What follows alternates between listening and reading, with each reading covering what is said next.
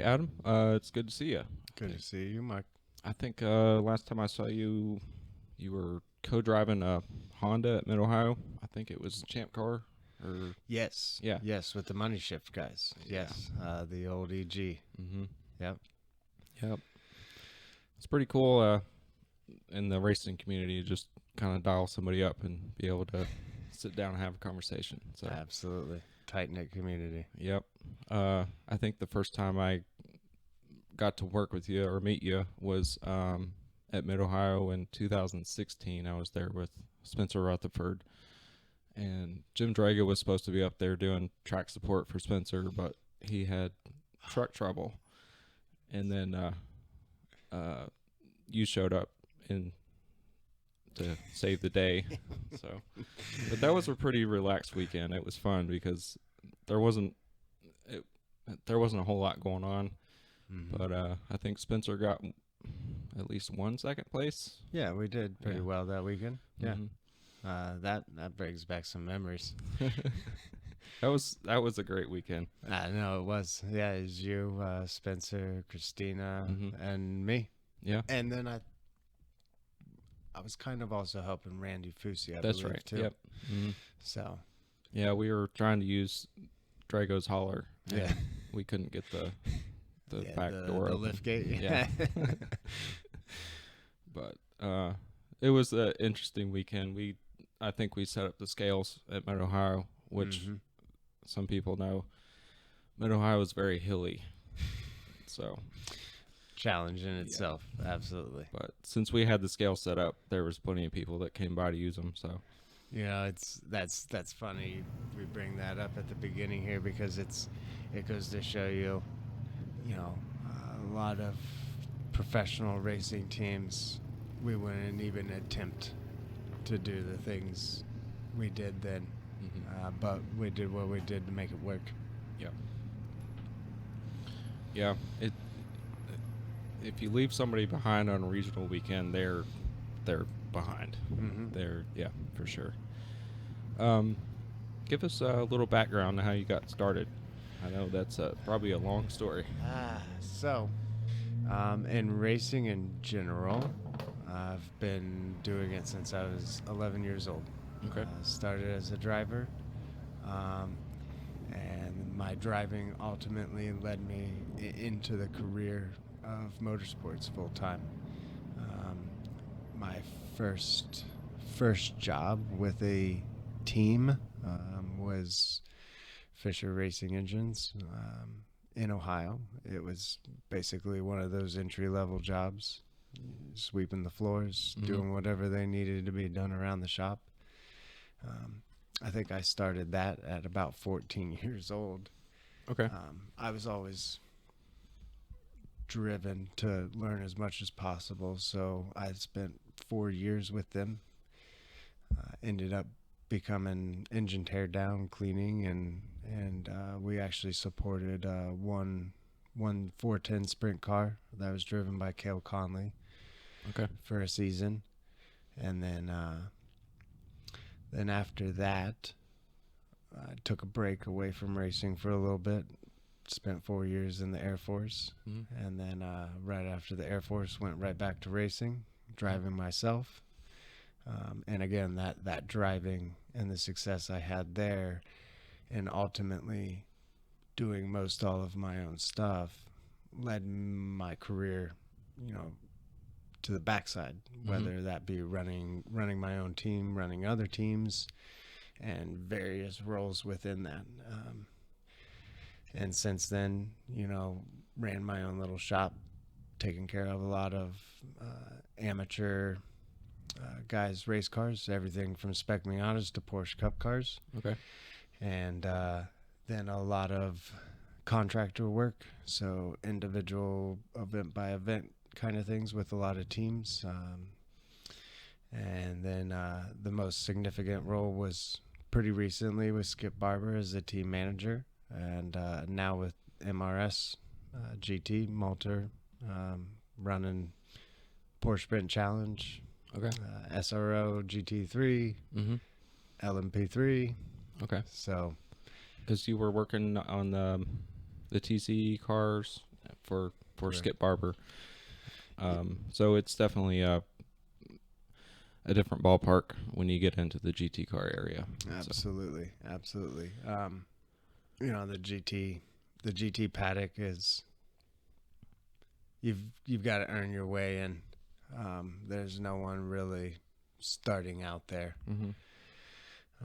And like you said, with Skip Barber, started with them as a car chief. Guy I met back at 2017 at the Indy runoffs, Eric Powell. Okay. We always kind of stayed in touch over social media. Mm-hmm. I had a lot of experience in Honda front wheel drive cars, Right. Successfully, and national championship myself. And he contacted me before 2021, and at this time I was still pretty heavily involved with the rally team. Okay. But I knew Eric's talent, and he asked me to come be a part of the team. Mm-hmm. And so I joined them, and I did the first 2 races as a car chief for Mike Stillwagon, which is actually the pace car driver, Okay. safety car driver for SRO. Mm-hmm. One of the gentlemen you saw me talking to today. Yeah. Mm-hmm. And we actually were able to celebrate a couple podiums together. Me as the car chief, him as a driver, is some of his professional racing ever, and Wow. it was a pretty awesome experience, you know. And he's been doing this for a long time in his life, and lucky enough to make it to the professional level, you know, at a wiser age, shall we say. Right. Yep. And so to earn those podiums with him were definitely very special. Mm-hmm. Were there times when he would radio back during practice or come back or something and say, "Hey, man, it's doing this thing," and you kind of have some sort of an idea because you've already been in the driver's seat? Oh, absolutely. That's absolutely. Cool. That you know, that kind of opens up the story of what happened after 2 races with Skip Barber, because like I said, I started as the car chief, you know, but I had all of that experience in front wheel drive, again, pretty successfully, and worked alongside of some of the best with front wheel drive stuff. And what ended up happening was, you know, first event we went to was Sonoma, and we struggled pretty heavily. They hired an engineer, had a lot of good experience front wheel drive a few years ago, and things just weren't working out very well. And we go to the second race at Coda. So Sonoma, we're running around 5th, 6th, 7th place. And we go to Coda, and Chris Taylor was the car chief on the other TCA car. So we had 2 TCAs, 2 TCs. Okay. And we go to Coda, and me and Chris are just like, you know what? We're making the decisions this weekend. And we ended up double podium. We put Carter Fartuck and Mike Stillwagon on the podium. Wow. 2nd and 3rd. And I specifically remember word for word looking at the team manager and saying, I'm willing to bet you my entire bank account Mm-hmm. right now that I'm right. Yeah. And we will have success. Mm-hmm. So found myself in the engineering role. Wow. For all 4 cars after 2 races. Wow. And ultimately ended up winning the TC Drivers Championship with Eric, which again, like I said, I was, you know, pretty heavily involved still with the rally team at that point, but I had a lot of respect for Eric, a lot of respect for his talent. Mm-hmm. And simply put, I knew if we gave him a car that didn't break, mm-hmm. we were going to win. Yeah. And to have the opportunity to do that with a team in their first season, especially with the history, the pedigree that the Skip Barber name brings, to be a part of that revitalization of that name and organization. And on top of that, doing that with someone that I had a lot of respect with was an opportunity I wasn't going to pass up. Wow. So, like I said, we ended up winning the TC Drivers Championship in our first year. Got really, really close with Carter and TCA. Okay. You know, racing is racing, and things didn't happen.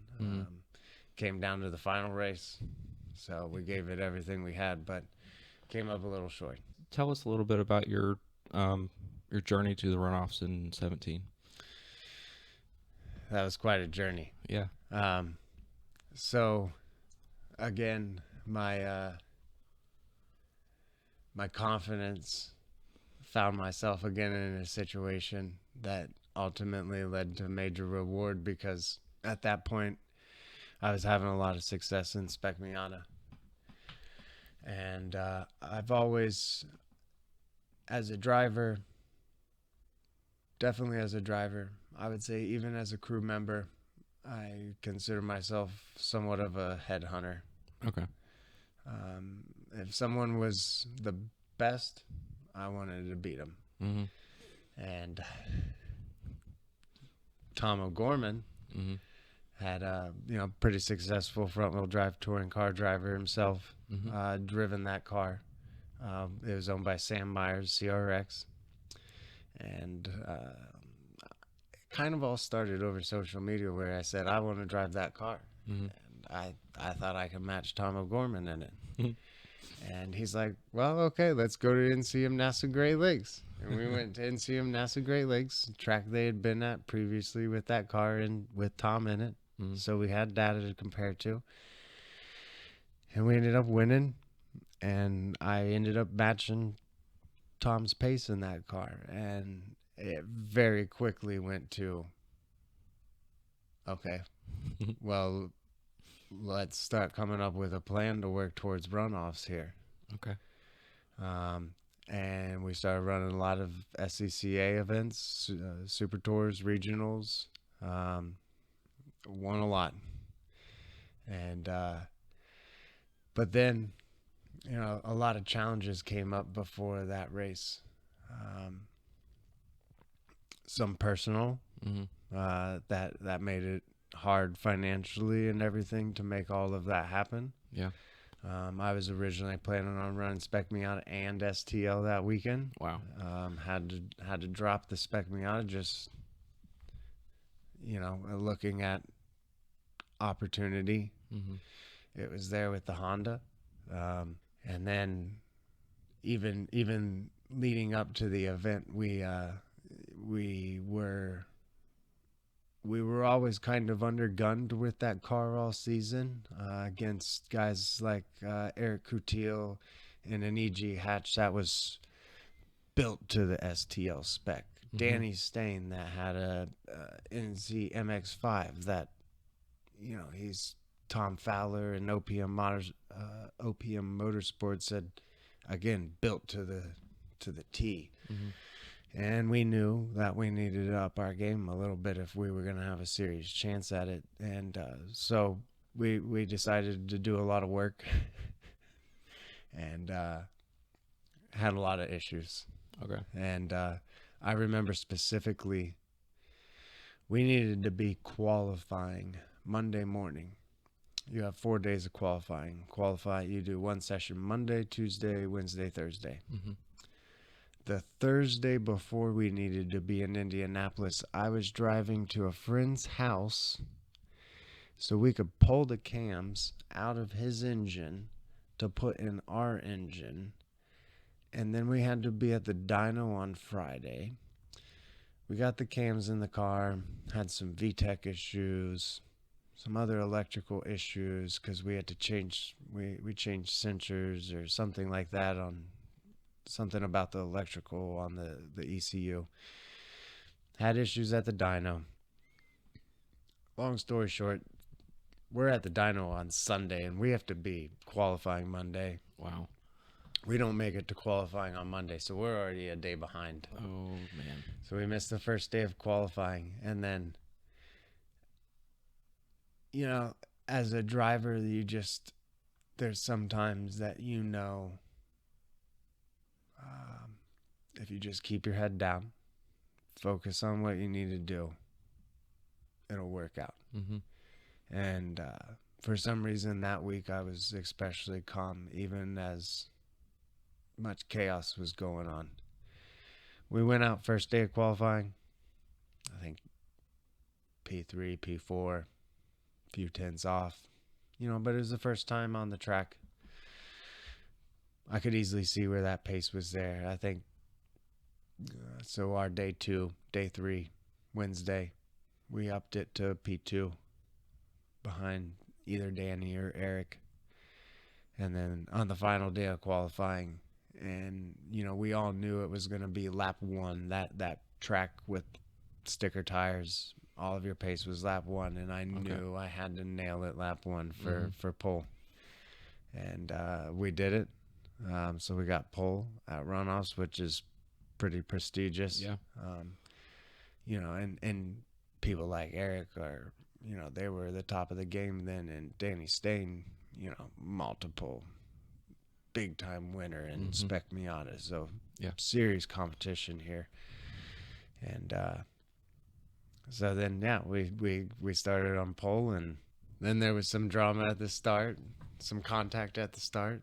I ended up racing that entire race with a broken spoke on my wheel, and it was pretty interesting. The first half of the race, I think I ended up falling a few seconds behind Eric, and then as I learned to drive the car, because every single right-hand corner I was turning left. Wow.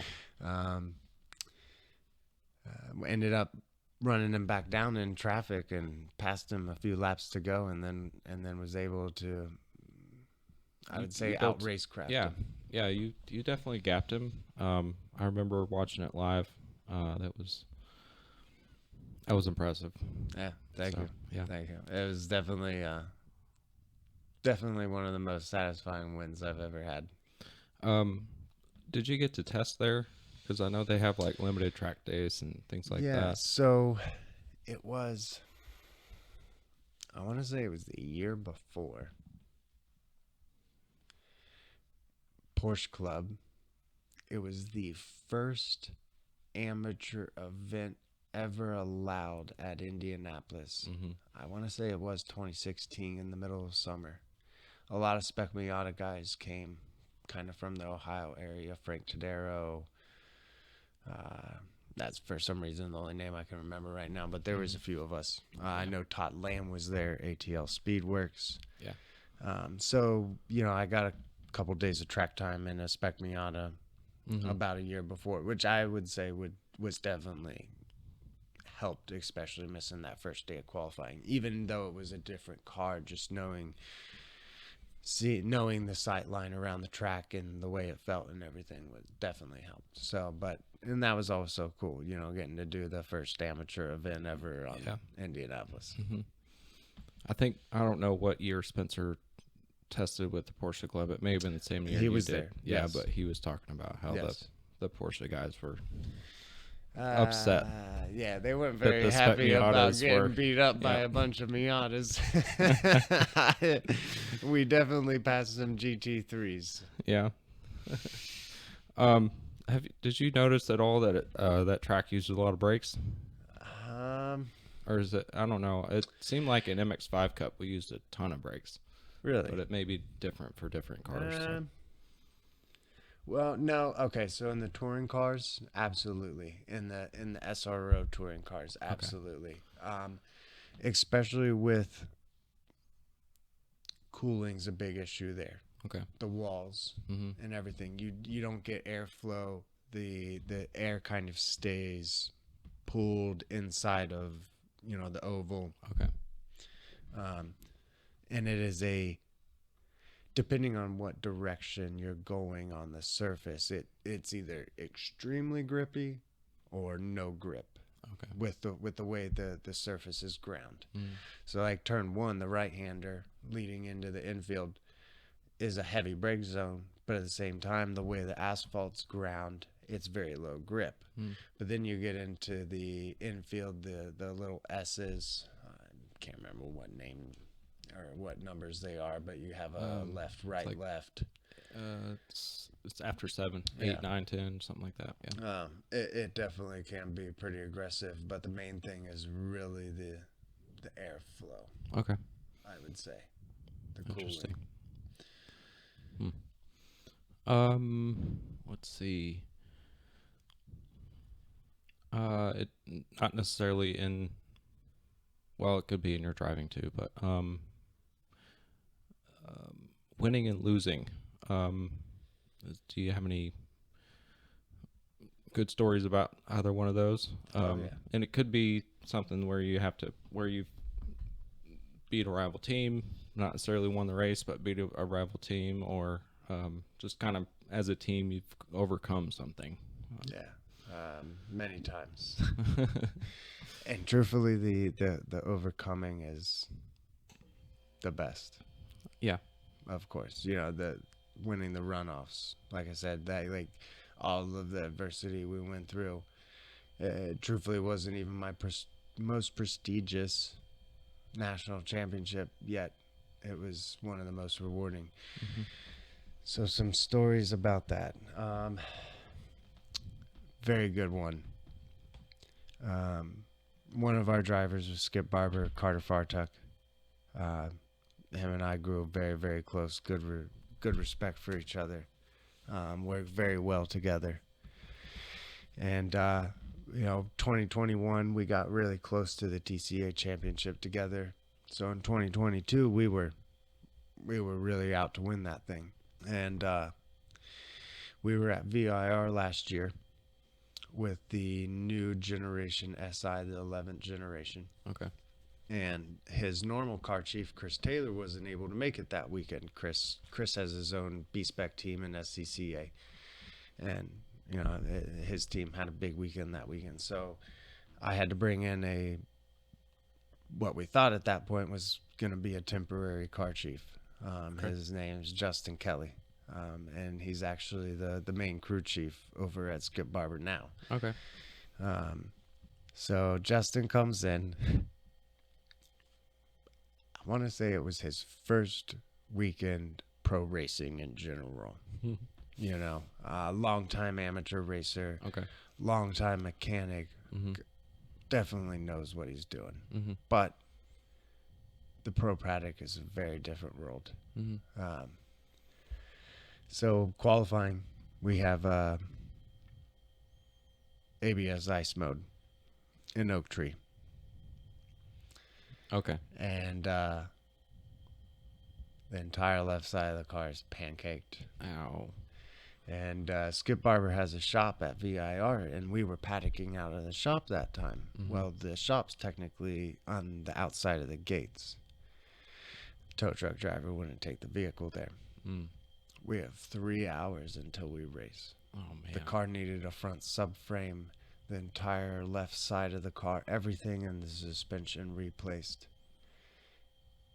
And Justin, I know Alex Phelps was there. Mike Neary, which is an Operation Motorsports benefit, which is Operation Motorsports, something I'd really love to talk about later in our trip to Wales. They hustled.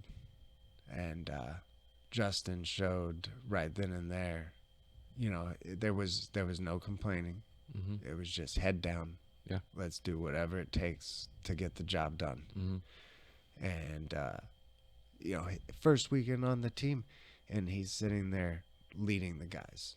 Wow. We need to do this. We need to do this. In a calm, cool, collected manner. And that's something that I always... that kind of almost that special forces operator mentality. Head down, calm, cool, collected at all times. No emotion. Get the job done. Yep. We can have the emotion later. Yep.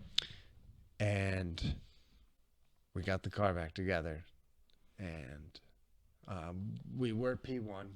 We lost our fast lap because we caused a red flag, or there's a rule of yellow or red. I think you lose your fast lap. So we got demoted down to P3 or P4. By lap 2, Carter was leading. Wow. And to see the way that affected the team. Yeah. We didn't win that day. Okay. But we ended up winning on Sunday. Yeah. And, Saturday, I think we still podiumed. Second, third, I think third. Behind both of the tech sport BRZs or GR86s or whatever they are. Mm-hmm. And, but Sunday we ended up winning. And I have never, ever been anywhere close to it, to where a team is just, because we didn't even know. He was still in second place coming off the backstretch, going into, is it roller coaster? Yeah, roller coaster downhill. I don't know, going into hog pen. Okay. And we're watching the broadcast. He's still second behind Devin Anderson or I don't know, one of the tech sport drivers, maybe Gresham Wagner. Mm-hmm. And because we also had our TC driver, Kevin Bone, coming down the front stretch. So we all go out to the wall, celebrate for Kevin winning, Mm-hmm. Which with Kevin was pretty normal. Mm-hmm. Okay. And then we're looking down the front stretch and we're expecting to see a BRZ or whatever. And we see the Skip Barber red and black stripes. And the team just lost their mind. Wow. Just lost their mind. That's a moment I'll never forget. That's huge. So again, just that kind of overcoming adversity. And, but then there's the opposite of that. 2021, we lost the championship because mechanic forgot to plug in the MAF sensor. Oh, man. And so we had to come into the pits on your 2 warm-up laps. Mm-hmm. Had to go over the back of the field and ended up getting a crash. Oh, man. During that, and got 0 points for DNF. Mm-hmm. And even if we would have just had points that race, yeah, it wouldn't have even been a fight going into the last race. Gotcha.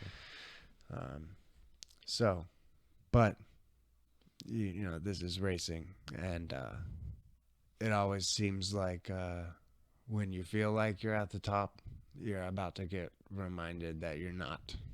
That absolutely. Yep. So yeah, to find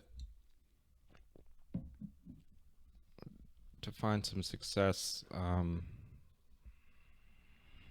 through hard work is definitely something that can multiply when you find the win after that. Oh for yeah, sure. So, absolutely.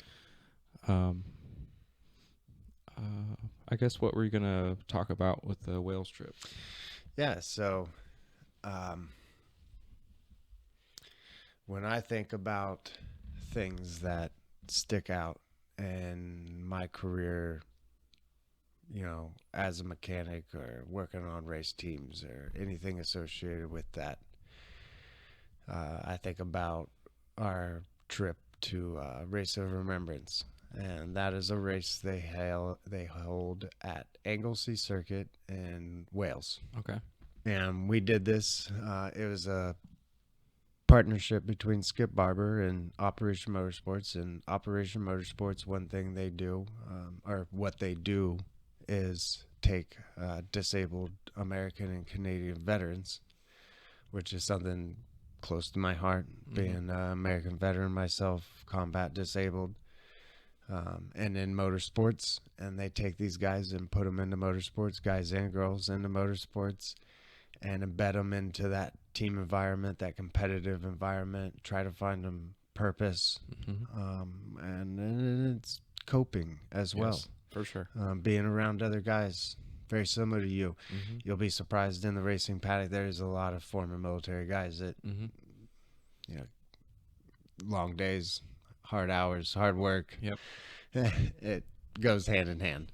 And just that discipline and organization and everything. So Skip Barber donated 2 of our TC cars. And myself, Alex Trotter, and Adam Keller, which were 2 of the guys on the race team with me.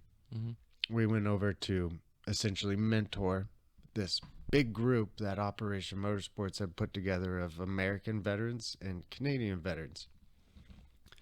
One of the cars was the American team. Okay. One of the cars was the Canadian team. Okay. And it was 30 personnel that went over there. Skip Barber on our end, we got the cars ready to go. We organized the transportation, all the logistics of getting them there, along with the tools and Wow. parts and everything like that. And Operation Motorsports got their people there. Okay. And we worked together on that. And, like I said, we had one guy, Alex, was mentoring. I can't even remember who was who. And at this point, truthfully, everyone was mentoring everyone. One of them was assigned to the American car. One of them was assigned to the Canadian car. And then I was working with Jason Leach, which was essentially the team manager. Okay. So I was kind of mentoring him and all of that. And so we went over there with them, and that was a big thing for me in general, because it was the first time I had organized getting 2 race cars across a really big pond. Yeah. Which is, that took months of planning For sure. alone. Yeah. Because we had to get them from our shop to the port, from the port to the Ireland port, from the Ireland port on a ferry across to Wales, and from the port in Wales or anything on a truck to the track. A lot, but it taught me a lot, and that was a pretty cool experience. We went there, we're in Skip Barber gear. The track organization or track workers were like blown away that Skip Barber was there, so that was awesome. Alone, we were, everyone recognized the huge effort we went through between Operation Motorsports and Skip Barber just to get there alone. So the race is, as I said, Race of Remembrance, and the whole purpose of it is to remember veterans, fallen veterans. Yes. Mostly, obviously, all your allied nation countries, UK, Germany, France, anything like that. A lot of them had their own teams there, and they had their own organizations very similar to Operation Motorsports. Okay. And so the race is a 12-hour race that they held, and all the profits go to these organizations that help these veterans. 12-hour race, it's split up into 2 bits. We did 8 hours on Saturday, and then you stop overnight, and then you finish the next 6 hours in the morning. And they also do a ceremony, where, it's basically a ceremony remembering the fallen. And for a lot of the guys there is pretty emotional too, being around a lot of other guys from other countries. Yeah. Yet a lot of us all served in very similar places together. But that was when it comes to my motorsports career, by far one of the biggest highlights, getting to do that with those people, going there. I think we somehow drug both of the cars into the top 10, Wow. which going to Britain, if you're familiar with racing at all, those boys take the racing very seriously. Absolutely. Yep. Very seriously. So, and we definitely weren't the best prepared. It was our first year. We had to take all of our stuff across the pond. We were limited by a container, so we didn't. Did you run out of any supplies? I mean, yeah. Not what we should have. Not what we should have had. Yeah. We were slinging grease into the axle boots on pit stops to keep the axles going, because we didn't have spare axles to take. I mean, these are new generation cars. It's so hard to get parts for, let alone getting them in sprinting, let alone having spares, because we had to send these cars away while we're still in the middle of our SRO race season. Right. So it's like I only have one set of spare axles. I can't send it to Wales for 6 months, you know? So it definitely created some challenges, but we made it work, you know, and that's what you do at the end of the day. Yeah. If you want to be passionate and win, that's what you do, and that's the kind of people that I always try to have on my team. For sure. Cool. So, but that was a very, very cool experience. Something I learned a lot, and I'll never forget. Wow. Yeah, it sounds like regardless of the outcome, that the effort put in is just entirely worth it. So cool. And yeah, that effort is really what makes the outcome, you know, worth it, you know. So do you have a favorite racetrack? that varies. Okay. It doesn't matter what series. Well, it varies between whether I'm driving it or I'm going there to work. That's yeah, that's fair.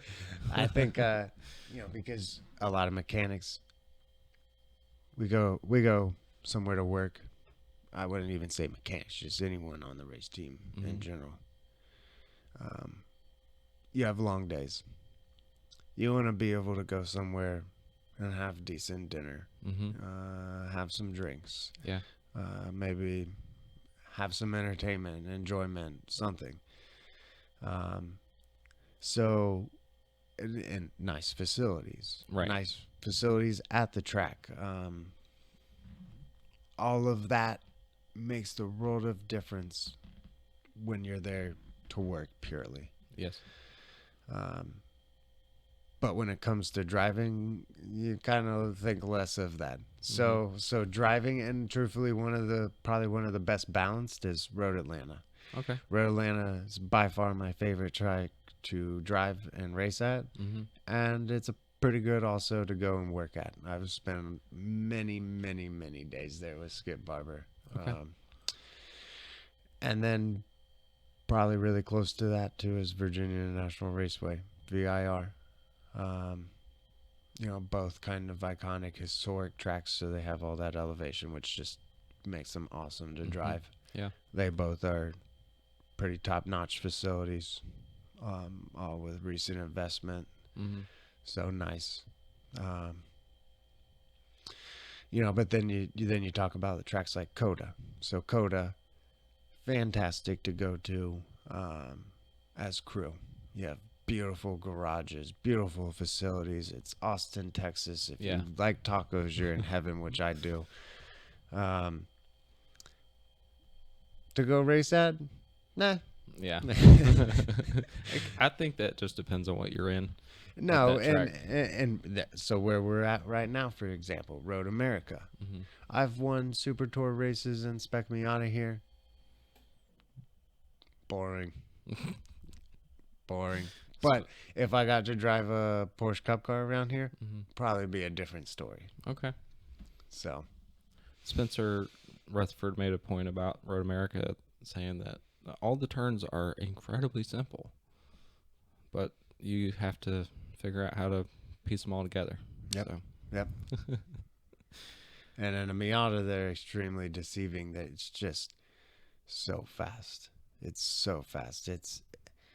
I say it's boring, but it's definitely an intimidating track, you know. Yeah. So.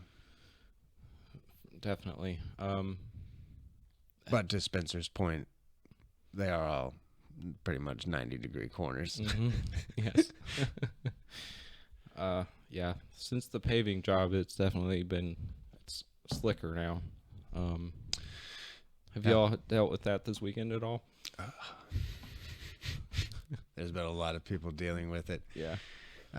So I wasn't here for it, but you know, in this industry, if you know what you're doing, you get to know a lot of people. So, you know, almost straight after IMSA was here, I was hearing things. new surface is extremely low grip. There's always the thing with a new surface where it's kind of going to be unpredictable. You're not going to know what's happened, but at the same time, it's usually kind of this stereotypical thing of you don't have to worry about a rain line because there's not oil in the asphalt. There's Okay. not rubber laid down yet. But typically, it's high grip. Mm-hmm. This place is not the case. Yeah. This place offline is like an ice rink. Mm-hmm. And so we were hearing that after IMSA. And then we were here this previous weekend. We were running Porsche Sprint Challenge, but USF Juniors and all of them were here. The Skip Barber F4 series was here. And a few people learned their lesson with that in the kink.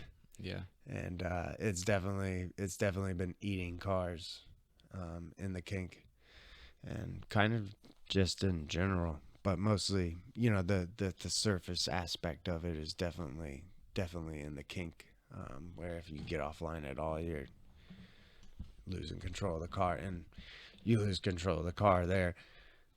I don't care who you are. The only people who have ever saved it there just got lucky. I agree. I've seen it happen, Mm-hmm. but they just got really lucky with the way the car ended in the spin. Mm-hmm. Yeah. Because yeah, If there's about 10 feet of grass and then a concrete wall. Yeah. If you react, it can turn bad. If you don't react, it can turn bad. So Exactly. yeah. Exactly. So you kind of just have to let it run its course and react last second and hope you made the right reaction. Yeah. Talk a little bit about the team that you're working for right now. Yeah, so MRS GT, also known as Malta Racing Systems, German-based, German team, started by Karsten Malter in 1993, over in Germany, former DTM driver himself, and they've had a lot of success running. Mostly, Porsche, BMW stuff over in Europe in general. And then in 2021, they made the decision that they wanted to start kind of getting into the American racing market. Mm-hmm. So they've come over here, done Porsche Carrera Cup, Porsche Sprint Challenge, Daytona 24 in the LMP3. We're going back to Petite in the LMP3. SRO GT3 with a 911 GT3 R, which is same car that runs GTD. So they wanted to kind of break into this American market in 2021. After Skip Barber and I separated ways after COTA this year,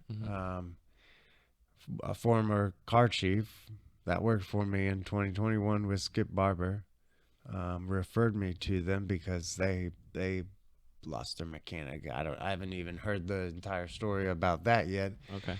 But I get a call from Nicole, the team manager, Sunday before VIR SRO, and she's like, "Hey, can you come the next weekend? We need a mechanic." I'm like, I live at VIR. It's perfect. You don't even have to fly me. No hotel. That's cool. This is my day rate. Yeah. I'll be there. Mm-hmm. I don't have anything else going on. Like, I literally had Skip Barber. It wasn't even a week. Wow. I wasn't even to the point to where I was looking for anything yet. Mm-hmm. Truthfully, Yeah, you were just kind of taking a break chilling for a second.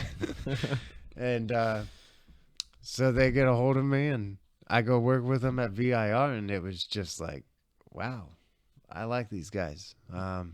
Owner's German, car chief's German, team manager Nicole's Austrian. We got a truck driver Tyler. He's American. He'll do our tire and fuel stuff, which he's not here this weekend. I'm having Phil in. Okay.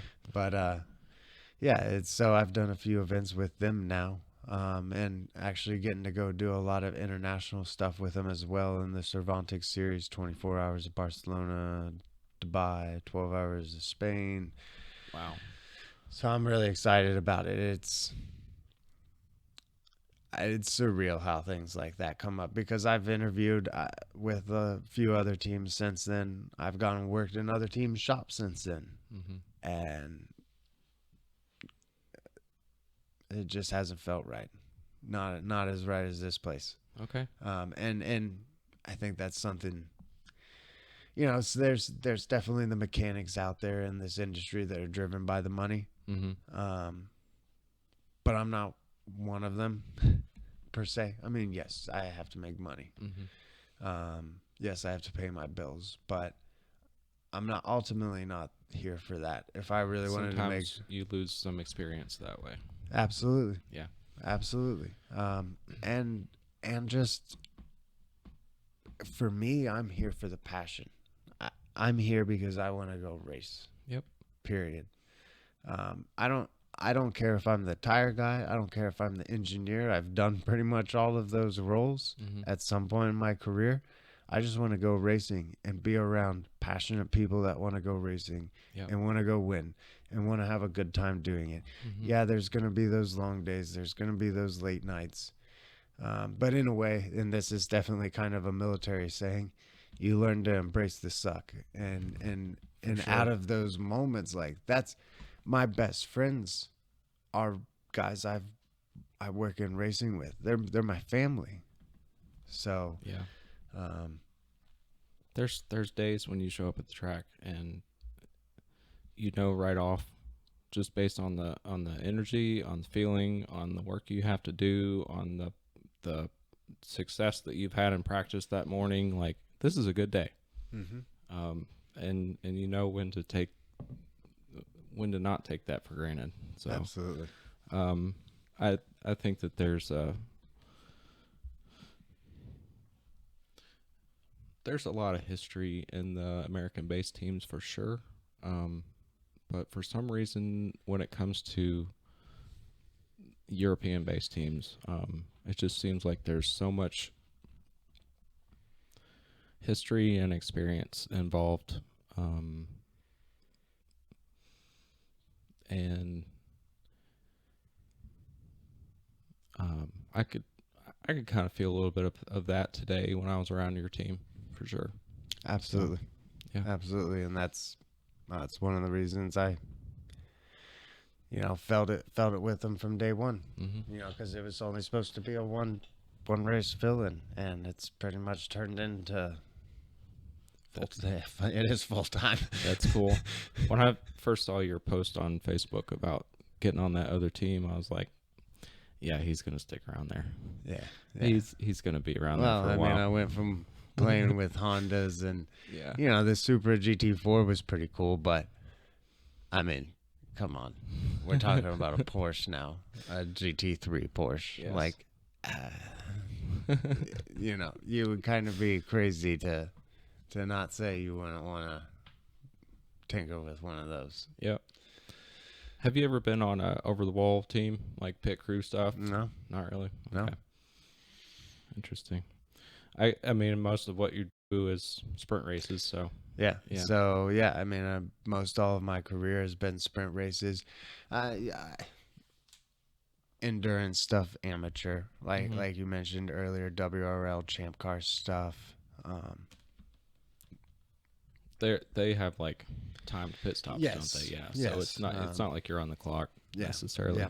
But I mean, and then touring cars, that was all sprint car stuff. The GT4, we were doing the 1 hour format, 2 drivers, so we did a driver change, but no tire fuel changes or anything like that. So that's definitely something, I've always paid attention, so I understand what is going on, and a lot of the guys who have worked with me or for me have done that stuff, but it's definitely something I would love to do at some time. I mean, same thing as working on the Porsche. Any of the mechanics out there know exactly what we're talking about when we're talking about Paoli air guns. Like there's you know, when you work at an impact that can probably break your wrist, it's Yeah. it's pretty cool. Yeah. And then the fueling, just, you know, the fact that you can pretty much put 100 liters into this Porsche in under easily under a minute, I don't even know, is just incredible. Yep. Cool. How's this race weekend going for you guys? Good so far. Got a top 10 today. Good. Car's been running flawless. Everyone's happy. Yeah. We're getting faster. The car's in one piece. Exactly. Yes. Yes. That's a big point. Yep. Yeah. So yeah, it's been a good weekend, and Nashville was good for us too. We ended up getting 2 top 5s at Nashville and Hard Charger. And Did you guys have to deal with the rain there? Like, I didn't yes. watch it, so I didn't know what kind of Yes. sessions you guys ran in. So, Yes. Okay. Everyone dealt with rain down there. So we had practice day, 2 sessions. First session, it rained. We decided to not even go out because there was just so much standing water. Okay. And that's dangerous. When the walls are right next to you. Yeah. And then, yeah, I mean, it was on and off the entire weekend, and it would just come out of nowhere in thunderstorms. Like, I know Saturday night's race, we got done just in time. GR Cup was right after us. They pulled down the cameramen 10 minutes before the end of our start because of lightning within a certain proximity, but we were still able to at least finish the race. And I think we were backing the car in under the canopy when the heavens just opened up. Wow. And so GR Cup missed it. There was another wet session we had too, but you know, surprisingly, Alex really impressed us that weekend. Truthfully, the guy driving, so he did a good job. Cool. So, and then of course, you know, we kept the car running flawless, and so That's good. It's good to have a careful driver at a street circuit. yeah. So Well, I remember my first event with them. Very first practice session. 15 minutes into it, the car's off in hog pen. And we were, Dominic. This is Dominic's and I first day working together. Okay. And we had to rebuild the entire left side of this car. Oh my gosh. Quarter panel, fender. I think the door was repairable. The diffuser was repairable. Some suspension bits. You know, but this is a complex car, and it took 2 hours to tear apart and fix and rebuild the rear diffuser. Okay. You know, and then certain parts we couldn't get, and luckily we were able to find some people in the paddock that helped us get those. Wow. So it kind of helped that there's a team that owns some of those Porsches at VIR. Yeah. Like, we need some parts. What do we have to do? So, Cool. yeah. All But right. this weekend's been going good. Good. Tell us a little bit more about I guess your drive behind why you're here. This it takes a lot of commitment, I think. It's definitely a sacrifice. Absolutely. So, you know, like we've talked about, I've been in racing, driving since I was 11. And I even remember, you know, obviously I always wanted to be a driver. Everyone wants to be a driver, especially if you're racing at that age. But I was also well aware of reality from even an early age. I didn't come from a racing family. My dad was a simple car enthusiast. Okay. You know, his racing experience was going to the drag races, you know, a couple times a year. And, you know, don't get me wrong, I was extremely lucky, but we weren't the wealthiest family. And anyone who knows anything about racing knows it takes money to get to the top. Yeah. Yes, the IndyCar drivers, the NASCAR drivers, some of them, yeah, they're getting paid, but somebody spent a lot of money at one point for them to get there. Sure. Whether it was a sponsor, whether it was family, it doesn't matter. It takes money to get there. Yep. Because it's expensive. No one can just fund that. So I remember being even from an early age, probably 14, 15, I was still racing go-karts, thinking almost word for word to myself, like, this is what I want to do with my life. I want to be at a racetrack. I want to race. Doesn't matter if I'm behind the wheel, doesn't matter what I'm doing. I want to be at a racetrack. I want to be involved with a race team. This is what I want to do. And as you said, with the commitment part, I don't think you need to be fully that, but it definitely has to be passionate. I've seen so many guys, very extremely skilled mechanics, come into this industry, maybe last 2-3 years, because they just realize it's not something for them. The travel, the commitment, maybe they have family, and some of the guys who do this for a living do have families, but it's all about what you want and what makes you happy. And going back to the money aspect of it, like, you could make good money in this industry for sure, but you still have to like love it and want to be here. And also I'm just extremely competitive. Yeah. And I like beating other people. And I like being, this is racing in general it's what I do best, and I want to do as good as I possibly can at that. Doesn't matter if I'm the car chief, the engineer, the driver, the strategist, this weekend the fill-in tire and fuel guy. The professional sticker installer. Yes, professional overpaid vinyl installer. Yes.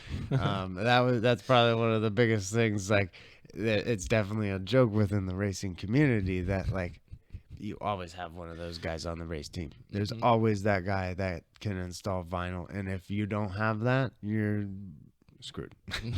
Because racing comes with contact. And you're not gonna get your local vinyl installer to come to Road America at 7 p.m. on Saturday night. No. Guess what? You're putting the stickers on the car. So you definitely, being that, having that wide skill set, wide variety, and that's probably one of the biggest pieces of advice I can give to somebody is, like, just being open to learning as much as possible. Yes. Because, we hear this saying a lot, but knowledge is power, and it really is. And the more skill sets you have on a race team, the more valuable you're going to be. Yep. If they can have 3 guys in one, they're going to definitely have you around. Yep. Especially if you have the proper attitude. And sometimes those opportunities can come from just working on a team, and then for some reason another team member has to leave, or they aren't around for a weekend, and you have to fill in. So yeah. Yep. Go ahead. Definitely. And that's, even before I really made, the working on professional race teams my career, when I had my own little team and then the rally team that we would go do ARA and CRC events. And, I kind of knew that. So I was always willing. I want to learn a little bit about this. I want to learn a little bit about this. I'm not an expert. I can't build carbon fiber molds and make pieces, but that's not what we do. Yeah. We're racing homologated race cars. If you can repair it, fantastic. So just anything you can possibly learn is going to only benefit you, make you more valuable. And there's there's also power in having that attitude. So many people don't want to do certain things. No one wants to put the kiwi tile down on the ground. No one wants to clean the kiwi tile. Mm-hmm. But if you do that, if you're willing to have the attitude to do that, it's going to take you far places. I agree. Yeah. It may not be the first time you do it. It may not be the second time you do it. But I guarantee you, if you keep up that mentality and that attitude, one day the right person will recognize it. Absolutely. And you will find your home. Mm-hmm. You will find your team. You will find the person that believes in you. Yep. So that's great advice, I think, for someone looking to get into this. But ultimately, you know, going back to the passion aspect of it, like you have to have that passion, because there's long days, there's tough times that come with this. So if you don't get the motivation and reward out of those times you do go out there and have success, or pushing yourself, or just wanting to learn more, or being around, maybe why you want to be here is because you like the people. Mm-hmm. Maybe that's what keeps you here. But there has to be something to keep you going. Yep. Here, because so many people think it's you come in, you make a lot of money, you get to work on cool race cars, and you go home, and that's just not the case. No. So yeah, I don't know. In my opinion, the money part is, as far as from a crew standpoint, that's a long way. I don't know. It's just not it shouldn't be why you're there. no, yeah, absolutely, absolutely. Yeah. And something I've learned working, doing racing stuff, is you can't put a deadline on your motivation. You can't say, oh, well, 8 o'clock tonight, we're going to have all the work done, and then I can just, hang out and not care anymore. And that's just not a road to success. You if you fly into the event, you clock in when you land at the airport, and you don't clock out until you fly out of the airport. It's just how it is. Yep. Yeah, you still need to get your sleep and all of that, but it's not your, get off at 5 o'clock, go back to the hotel, Exactly. kind of deal. So, and that's what I mean. Like, I've seen, I can't even say who they were truthfully, but they were doing some testing at VIR earlier this year. You saw them race at Le Mans. Big team. Factory backing, multiple engineers, multiple, long fancy resume mechanics. And there just definitely was not that chemistry. There was not that vibe in the team. And it's really sad to see, because all of those guys are getting to do something that probably many of us would dream to get to do, the places they're going, the cars they're working on, and everything like that. So yeah, it's weird. You'll find that in a lot of teams. And I think we were talking about it earlier too, kind of the difference between American and European stuff of working with my current team. And just being in racing in general, you hear a lot of stories about Europe, especially if you're a driver, young. I'll say it right now.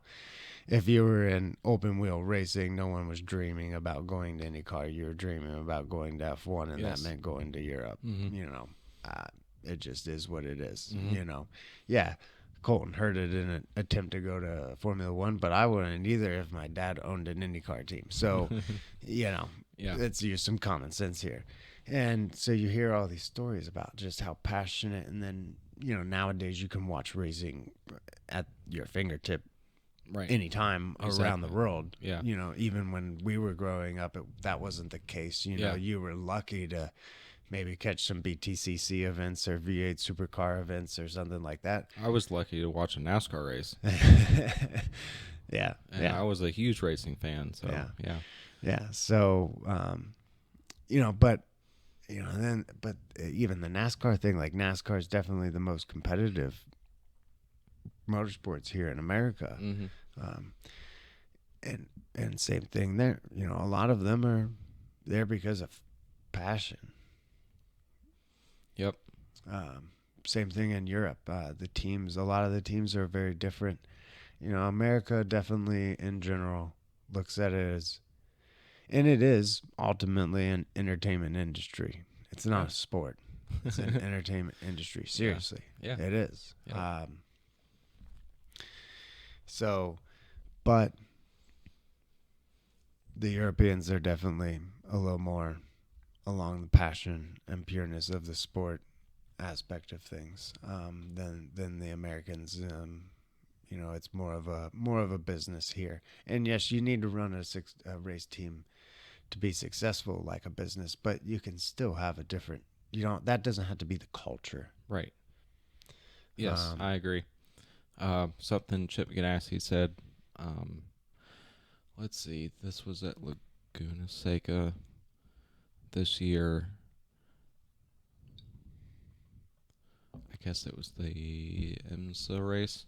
I think they wadded up the. Did they wad up the yellow Cadillac, and then they had to fix it, and then they came back with a win, something like that. I don't remember. Maybe they didn't wreck it, but they had an issue. I can't remember. They wrote one off at Spa. Yeah, that's right. Yeah. Anyway, they had an issue at Laguna Seca, and Chip Ganassi was already at another IndyCar race the day before. Anyway, he flew out there, and they were interviewing him on TV, and he said, I just hire passionate people, give them the tools they need, and get out of their way. And truthfully, that's a beautiful way of saying it, because that's, you know, when I was running Skip Barber, team manager, like I never hired someone off of a resume. Nope. I looked at resumes, but I almost despised looking at resumes. Mm-hmm. And if I read a resume that looked like, oh, I've done this and that, and I'm this and that, okay. It means absolutely nothing to me. Yeah. I hired everyone on that team was someone I knew, or one of those guys, very good references. Mm-hmm. And, you know, there's so many of them on that team that I could immediately tell had the raw passion to be there and want to be there, and the work ethic. Yes. And that's what we kept around. Mm-hmm. That's motivating for the drivers too. Yeah. So, yeah. And yeah, like I always say, I can teach you the skill. Right. Race cars are nuts and bolts. There's electricity. Things go back and forth. You can teach all of that. You can teach, you know, the racing, you know, I guess what's the word I'm looking for? Racing logistics, the way a race weekend flows. But you can't teach good morals. You can't teach work ethic. You can't teach passion. So, you know, and going back to, in a way, my personal experience, like I didn't go to engineering school. Mm-hmm. I literally, the only mechanical training I've ever even had was 2 years of vocational school in high school. Yeah. Everything else has been self-taught, self-learned out of purely motivation to improve myself and want to get better. A lot of that was for my own driving career, because I didn't have the money to pay somebody else to do it, and I needed to learn it, and I wanted to win. Yeah. which ultimately forced me to learn how to do it the best way. So, but that's what's going to keep you around. For sure. Instead of it just being a 2 to 3 year thing, and then you're like, well, I'm actually gonna, because that's the thing. Like, it ain't about the money. I can go be a master technician at any Honda dealership and probably make more money For sure. Yeah. and not have to travel. Mm-hmm. But That's I boring. want to. It's kind of boring. um, Back to the, I guess the competitive professional driver side of things. Like the highest paid drivers in NASCAR have to sign up and show up every weekend because they're passionate about it. There are so many things out of their control. Mm-hmm. There are so many ways that they can lose, but they have to show up every weekend and do their job, and that comes from passion. Yeah, absolutely. And I think a lot of people, think, well, they're just probably riding by, they're cushy, they're getting their paycheck, but they don't really know drivers. No driver's gonna, not at that levels that way. They're more inclined to walk away from it if they're not winning. They're not just gonna sit there and Yeah. make a paycheck. Yep. So, but absolutely and it's really the rise up there. Like I said, I had my own driving career, and the work ethic it takes, the just in general, the work it takes to find the funding, Mm-hmm. make the right connections, and never give up to make it as a driver takes a special person. I agree. It takes a really special person, and that having that passion, and that's where kind of like I said, like I want to win. And once I started seeing that, like, because I definitely had this transition period of where I was still driving, and I kind of almost did my own team to aid my driving career. And then I found suddenly, like, oh, actually, I kind of have a knack at this. And then, like, I was getting just as much satisfaction out of it as myself. Yeah. And that completely changed, the course for me. Mm-hmm. And since then I've gotten a few of the drivers their first professional wins, and Mm-hmm. I truthfully wouldn't trade it right now for anything. Yep. I would not. I'm selling my race cars right now. I still go-kart race, but I'm selling my race cars, but I'm still doing what I'm loving.